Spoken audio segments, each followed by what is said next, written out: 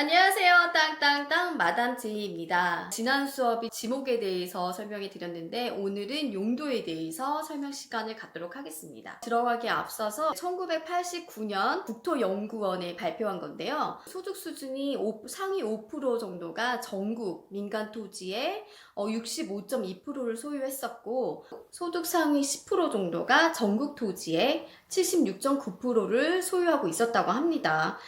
특히 여기 이제 분포도에 보면은 서울시 토지가 65.9%, 또 부산, 대구, 성남 정도가 80%.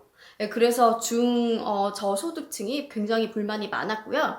그래서 세제 개혁을 도모한 게 이제 토지에 대한 수익률이 크면 클수록 거기에 따른 세금을 걷자였습니다. 그래서 세제 개편이 됐다고 생각하시면 되고요.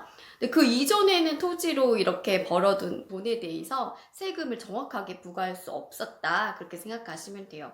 근데 사실 왜 그렇게 상위층들이 옛날부터 많이 갖고 있었을까? 토지를 생각해 보면 사실 이거는 현대사회뿐만 아니라 이제 조선시대로 멀리 가보면 그때도 마찬가지였습니다. 사실은 그때 조선시대의 국토는 대부분이 왕의 소유였지만 가끔씩 아주 고위계층 양반들에게 왕이 이제 일부 양반들 층에만 소유권을 들였었어요. 하지만 어떤 공적인 일이 발생할 시 왕이 임의적으로 그 토지를 활용할 수 정도는 있었습니다. 하지만 일제시대에 와가지고 또 산림의 58%가 일본이 소유하게 됐는데요. 기존에 사용하고 있는 측량이 대부분 일제시대 때 측량을 했던 거라고 생각하시면 돼요. 그래서 그때 당시에는 우리나라가 측량을 할 수 있는 기술이 없었기 때문에 일제시대 때 그렇게 진행이 됐다 생각하시면 되고요. 우리나라를 이제 효율적으로 관리하기 위해 그랬었다 하고 참고하시면 돼요. 그래서 우리나라뿐만 아니라 정말 전 세계적으로 봤을 때 토지를 소유한다는 계층은 정말 상위 몇 프로 로열층이었습니다. 그래서 토지를 만약에 조상님로부터 이제 상속을 받으셨다면 아, 원래 양반 가문이었구나 하고 약간 자부심을 느끼셔도 좋을 것 같아요. 네, 여기 전반적인 이제 토지 소유에 대한 흐름을 잡아드렸는데, 그냥 참고하시라고 알려드린 거예요. 근데, 용도 지역의 종류는 이제 크게 네 가지가 있어요. 첫 번째 도시지역, 두 번째 농림지역, 세 번째 관리지역, 네 번째 자연환경 보호지역 이렇게 있는데요. 먼저 첫 번째 도시지역에 대해서 잠깐 설명해 드릴게요. 도시지역이라는 것은 인구와 산업이 밀집되어 있거나 또는 예상되어지는 그 지역에 대해 체계적인 개발, 그리고 정비, 관리, 보존 등이 필요한 지역입니다. 네, 여기 도시지역에는 또 그 목적에 따라 네 가지로 소분류가 되는데요. 첫 번째 주거지역, 두 번째 공업지역, 세 번째 상업지역, 네 번째 녹지지역 이렇게 있습니다. 녹지지역 같은 경우는 무질서한 개발을 방지하기 위해서 어느 정도 녹지의 보전이 필요한 지역이다라고 지정한 게 이제 녹지지역이라고 생각하시면 돼요. 근데 2015년 말 기준으로 봤을 때 도시 지역의 면적은 우리나라의 전체 면적의 16.6%를 차지했는데요. 그렇지만 계속적으로 증가하고 있는 추세입니다. 그리고 서울시의 경우 서울시 자체가 도시 지역이고요. 또 거기에서 세부적으로는 주거지역이 53.8%, 상업지역이 한 4.2%, 공업지역이 3.3%, 녹지지역이 38.7%로 정확하게 구성이 돼 있어요. 두 번째로 농림지역도 설명해 드릴게요. 국토부 장관이나 또 시도지사, 대도시 시장에 의해 도시관리 계획으로 결정되는 건데요.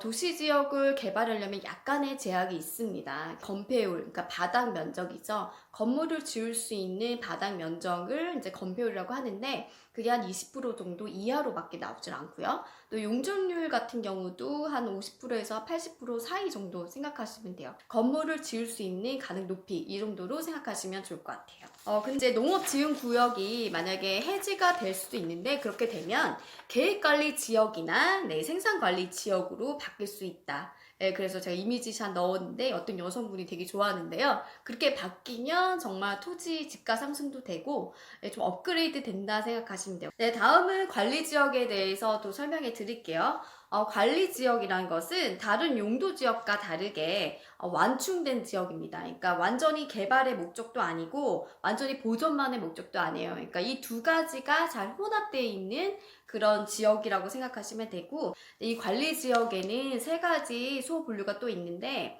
첫 번째 보전관리지역, 자연환경보호 그리고 뭐 녹지 공간을 좀 보존하기 위해서 필요했던 지역이지만 주변 어떤 다른 지역 용도와의 관계성을 봤을 때 그냥 보존만 하기에는 부적합한 지역인데 그래서 어느 정도의 이제 개발은 가능합니다. 하지만 단독주택이나 다가구 주택 건축은 가능한데 여기에서는 이제 4층 이하로만 지을 수 있다 생각하시면 되고요.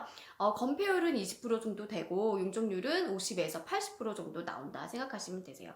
또 생산관리 지역 두 번째가 있는데요. 여기는 이제 농업, 업, 임업 등을 위해 관리가 필요하지만 또 역시 주변과의 관계를 봤을 때 그렇게만 농립지역으로 지정하기 또 곤란한 지역이다. 그래서 약간의 개발이 가능한 지역이라고 생각하시면 되세요. 다음으로는 이제 계획관리 지역인데 도시지역으로 편입이 예상되는 지역이죠. 환경을 고려해서 제한적으로 이용하고 또 개발을 할 수가 있습니다. 그래서 계획적이고 체계적인 관리가 필요한 지역입니다. 도시 외의 지역, 그러니까 도시 지역이 아닌 그런 지역 중에서 50% 이상이 계획관리 지역에 해당이 되면 지구 단위로 이제 선정이 돼서 나중에 건축을 할 수가 있게 될 수 있는 그런 땅이라고 생각하시면 돼요. 또 건축 가능한 건축물의 종류는 여기서 단독주택이나 1종, 2종, 근린생활시설, 또 의료시설 등으로 이제 4층 이하 높이로 지을 수가 있습니다. 결론은 여기서 보전관리나 생산관리 지역보다 계획관리 지역일 때 개발적인 성격이 좀 더 활발하게 이루어진다고 생각하면 돼요. 그래서 어떤 토지를 사러 갔을 때 계획관리 지역이라는 문구가 있다면 눈여겨보시면서 좀 적극적으로 투자하셔도 좋다 이렇게 결론 내리시면 됩니다. 여섯 번째는 이제 자연환경 보전 지역이 있는데 이거는 세부사항이 딱 두 가지예요. 문화재 보전이랑 자연환경 보전.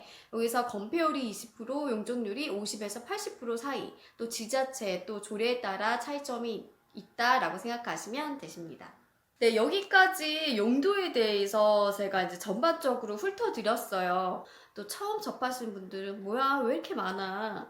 정말 토지 투자하기 쉬운 거 맞아? 이렇게 생각하실 텐데 다 외울 수는 없기 때문에 참고해서 들었을 때 이 정도 이제 내용이구나. 만약에 이해가 안 가시는 그 용도 명칭이 있다면 이제 네이버나 구글 들어가서 찾아보시면 아주 그냥 친절하게 설명이 나와 있습니다. 그렇게 읽어봤을 때 저한테 한번 들으셨기 때문에 더 이해가 쉽게 눈에 들어온다 이렇게 생각하시면 돼요.